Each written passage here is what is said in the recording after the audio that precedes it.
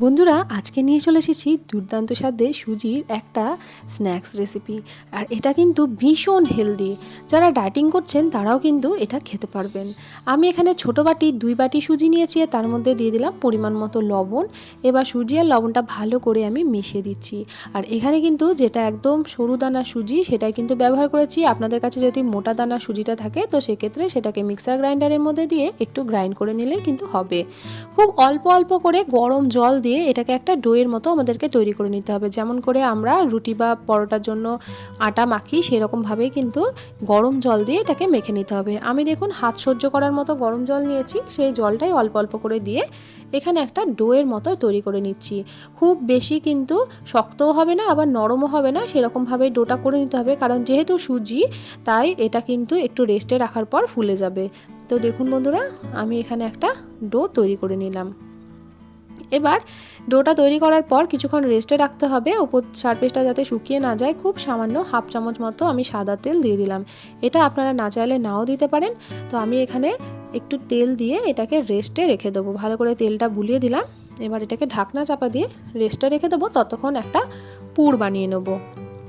তো আমি একটা ফ্রাই প্যান চাপিয়ে দিলাম। এই ফ্রাই প্যানের মধ্যে দিয়ে দিচ্ছি আবারও হাফ চামচ সাদা তেল। আর এই রেসিপিটা কিন্তু সাদা তেলেই বানাচ্ছি বন্ধুরা, আপনারা চাইলে কিন্তু বাটার দিয়েও বানিয়ে নিতে পারেন। তো তেলটা ভালো করে গরম করে নিচ্ছি।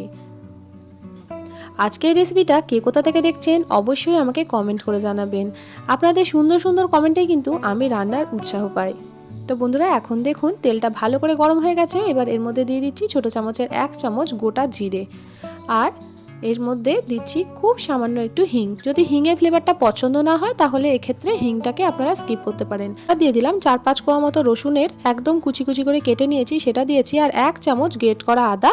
আর ঝাল অনুপাতে আমি এখানে কাঁচা লঙ্কা কুচি ব্যবহার করেছি। আমি এখানে 3টে কাঁচা লঙ্কা কুচি ব্যবহার করেছি, তবে ঝালটা আপনারা যে যেমন পছন্দ করেন সেই রকমই দেবেন।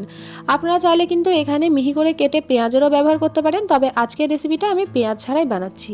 তো খুব ভালোভাবে মশলাটাকে একটু তেলের মধ্যে দিয়ে নাড়াচাড়া করে নিতে হবে। আদা আর রসুনের কাঁচা গন্ধটা চলে যাওয়া পর্যন্ত একটু নাড়াচাড়া করে নিয়েছি। আর এখানে 2টো সেদ্ধ আলু ভালো করে আমি গ্রেট করে নিয়েছি। গ্রেট করা আলুটা আমি এর মধ্যে দিয়ে দিলাম। আলুটা কিন্তু আপনারা চাইলে ম্যাশার দিয়ে ম্যাশ করেও ব্যবহার করতে পারেন, তবে গ্রেট করে দিয়েছি এই কারণেই যাতে কোনো রকম আলুর মধ্যে লাম্পস না থাকে। একদম লাম্পস ফ্রি একটা আমাদেরকে পুর তৈরি করতে হবে। তো বন্ধুরা, এবার দেখুন এর মধ্যে দিয়ে দিলাম খুব সামান্য একটু লবণ। এরপর দিয়ে দিচ্ছি 1 চামচ বিট লবণ। লবণ আর বিট লবণ দুটোই ব্যবহার করলাম, এই কারণে এর টেস্টটা দুর্দান্ত আসে। দিয়ে দিলাম পরিমাণ মতো হলুদ গুঁড়ো, দিয়ে দিলাম কালারের জন্য কাশ্মীরি লঙ্কার গুঁড়ো। আর এখানে দিয়েছি 2 চামচ মতো চাট মশলা। চাট মশলাটা কিন্তু এতে ভীষণ ভালো লাগে। আপনাদের কাছে চাট মশলা না থাকলে আপনারা ম্যাগি মশলাও এখানে দিয়ে দিতে পারেন, ভীষণ টেস্টি লাগে বন্ধুরা। আবার আমচুর পাউডার যদি হাতের কাছে থাকে সেটাও কিন্তু এখানে ব্যবহার করতে পারেন। তো খুব সুন্দর করে আমি সব কটা উপকরণ একসঙ্গে মিশিয়ে দিলাম। সব শেষে দিয়ে দিলাম কিছুটা কুচানো কারি পাতা। কারি পাতার পরিবর্তে আপনারা ধনে পাতাও দিতে পারেন। আর সব শেষে হাফ চামচ মতো গরম মশলা দিয়ে এই পুরটাকে আমরা একটা অন্য প্লেটে তুলে নেব। পুরটা তৈরি করতে কিন্তু একদমই সময় লাগে না, খুব ঝটপট করে বানানো হয়ে যায়। আর এই পুরটা খেতে কিন্তু ভীষণ টেস্টি হয় বন্ধুরা। একবার হলেও এই রেসিপিটা আপনারা ট্রাই করে দেখতে পারেন।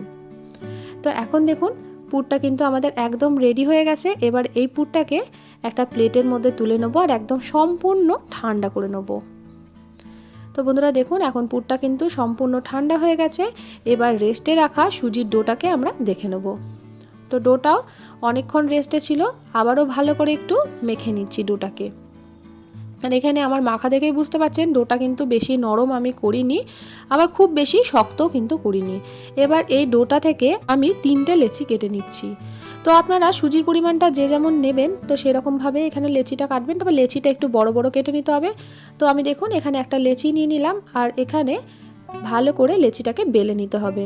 এখানে কিন্তু টেরা বেঁকা যেমন খুশি শেপে আপনারা বেলে নিতে পারেন, যে গোলই করতে হবে তার কোনো মানে নেই। তো এভাবে আমি একটা চপিং বোর্ডের ওপরে দিয়ে খুব ভালো করে এটাকে বেলে নিচ্ছি। এর মধ্যে কিন্তু কোনো রকম তেল দিয়ে বেলার প্রয়োজন নেই, আমি কিন্তু কোনো রকম তেল দিয়ে বেলিনি, আমি এমনিই বেলে নিচ্ছি। যদি আপনাদের অসুবিধা হয় তাহলে কিন্তু আপনারা একটু তেল দিয়ে বেলে নিতে পারেন। তো এবার দেখুন এটাকে আমি একটা 4 কোনা শেপ দিয়ে দিচ্ছি। তো এরকমভাবে চারদিকটাকে কেটে এটাকে আমি একটা চারকোনা শেপ দিয়ে দিলাম। আশা করছি আপনারা দেখলেই বুঝতে পারবেন ভীষণ সহজ এটা বানানো, আর খেতেও কিন্তু হয় দুর্দান্ত। আর এগুলো কিন্তু ফেলে দেবো না, আবারও পরে বেলে ব্যবহার করে নেব। তো এখন দেখুন একটা চারকোনা শেপ আমাদের তৈরি হয়ে গেছে। আবারও এটাকে একটু বেলে নিচ্ছি। তো আপনারা এই কাজটা করতেও পারেন আবার নাও করতে পারেন, বেলে নাও নিতে পারেন। তো আমি একবার বেলে নিলাম। তো বন্ধুরা দেখুন এখন কিন্তু এটা সুন্দরভাবে আমাদের তৈরি হয়ে গেছে। এবার এর ওপর থেকে আমরা দিয়ে দেবো আলুর পুরটা। আলুর পুরটা কিন্তু এখানে আমি দেখুন একদম ঠান্ডা হয়ে যাওয়ার পরেই ব্যবহার করেছি। গরম থাকা অবস্থায় কিন্তু একদমই দেবেন না, আলুর পুরটা সম্পূর্ণ ঠান্ডা হয়ে যাওয়ার পর কিন্তু এখানে দিয়ে দেবেন। তো আমি চামচের সাহায্যে এভাবে দিয়ে এটাকে চারিদিকে একটু ছড়িয়ে দেবো।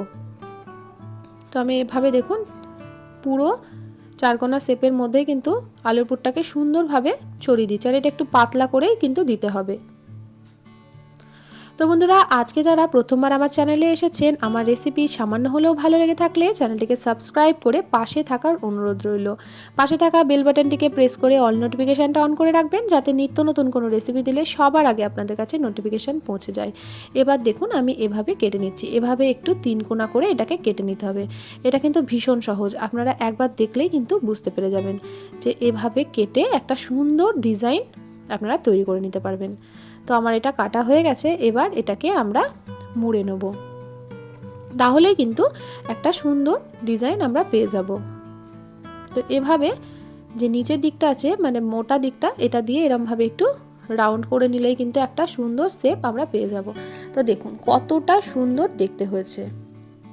আপনারা যদি বাচ্চাদেরকে এই টিফিনটা বানিয়ে দেন, বাচ্চারা কিন্তু টিফিন বক্স অবশ্যই খালি করে নিয়ে আসবে। এটা কিন্তু আমি গ্যারান্টি দিয়ে বলতে পারি, কারণ বাচ্চারা কিন্তু এরকম ধরনের রেসিপিগুলো খেতে ভীষণ পছন্দ করে।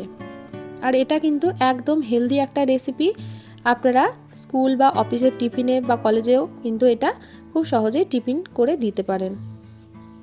তো বন্ধুরা দেখুন কতটা সুন্দরভাবে এটা আমাদের তৈরি হয়ে গেল। এভাবে আমি বাকিগুলো একই রকমভাবে বানিয়ে নেব। সুজি দিয়ে অনেক রকম রেসিপি কিন্তু আমার চ্যানেলে দেওয়া আছে, চাইলে কিন্তু আপনারা সেগুলো একটু দেখতে পারেন। তো এখানে আমার 4টে তৈরি হয়ে গেল। আর দেখুন কতটা সুন্দর দেখতে লাগছে, একদম কিন্তু লোভনীয় দেখতে হয়েছে। এগুলোকে একটা প্লেটের মধ্যে আমি তুলে নিচ্ছি। একই রকমভাবে আবারও একটা আমি লেচি থেকে আমি শেপ দিয়ে দিয়েছি, এরকমভাবে আবারও 4 কোনা করে কেটে নিচ্ছি। তো আমি কিন্তু এবারে আর বেলবো না, আপনারা চাইলে বেলতেও পারেন, আবার না চাইলে কিন্তু এটাকে 4 কোনা শেপ করার পর নাও বেলতে পারেন। তো একই রকমভাবে এর মধ্যেও আমি আলুর পুরটা দিয়ে দেবো। আর আলুর স্টাফিংসটা এমনভাবে দেবেন যেন খুব বেশি উঁচু না হয়ে থাকে, সেটার দিকে কিন্তু খেয়াল রাখবেন। আর এভাবে একটু ছড়িয়ে দেবেন, তাহলে কিন্তু এই শেপগুলো একদম পারফেক্ট তৈরি হবে। তো আমি দেখুন এরকমভাবে একদম ছড়িয়ে দিলাম, চারিদিকটায় একদম পাতলা করে এটাকে ছড়িয়ে দিতে হবে। একটা ইউনিক রেসিপি, আপনারা কিন্তু অবশ্যই করে একবার হলেও ট্রাই করে দেখবেন। আর আমাকে কিন্তু কমেন্ট করে জানাতে ভুলবেন না আপনাদের এই রেসিপিটা কেমন লাগলো। আবারও আপনাদেরকে দেখিয়ে দিচ্ছি এটা কিভাবে এটা কাটবেন। ভীষণ সহজ, এরকমভাবে একটু আড়াআড়ি করে কেটে নিতে হবে। আর একই রকমভাবে একটু গোল করে নিতে হবে, তাহলেই একটা সুন্দর শেপ চলে আসবে। তো চাইলে কিন্তু আপনারা এর থেকেও ছোট ছোট করেও বানাতে পারেন। আমি এগুলো একটু বড় বড় করে বানিয়েছি, আপনারা চাইলে কিন্তু একদম ছোট্ট ছোট্ট করেও বানিয়ে নিতে পারেন।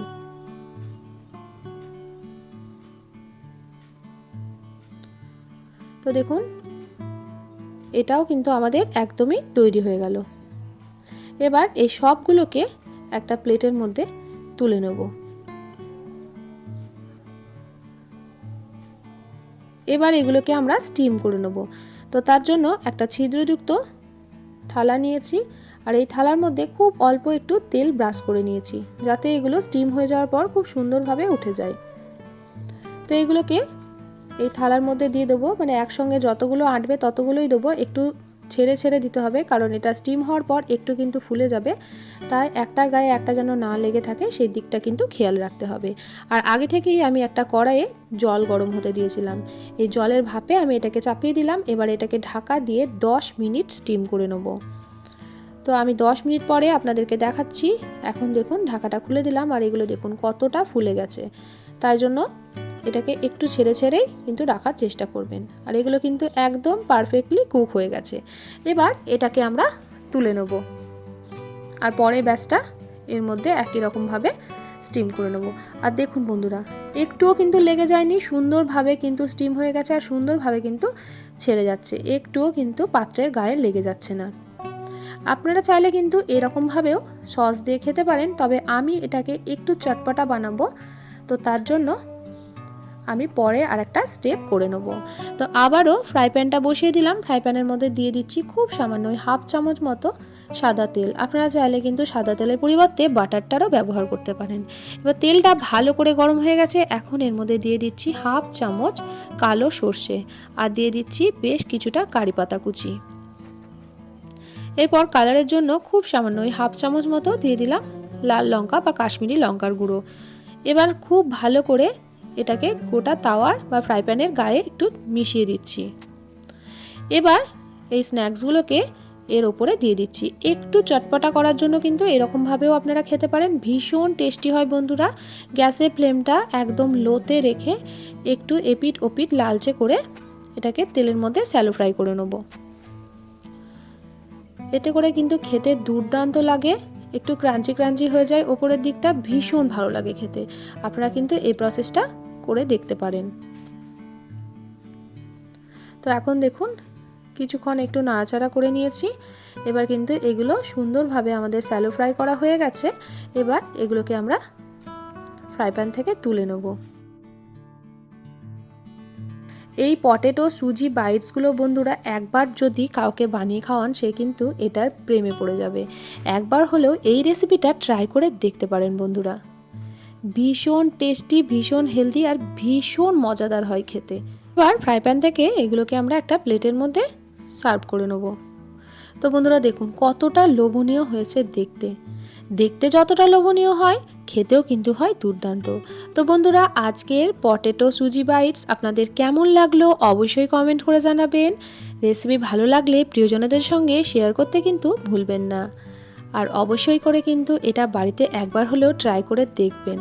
চ্যানেলে নতুন বন্ধু হয়ে থাকলে চ্যানেলটিকে সাবস্ক্রাইব করে পাশে থাকার অনুরোধ রইল।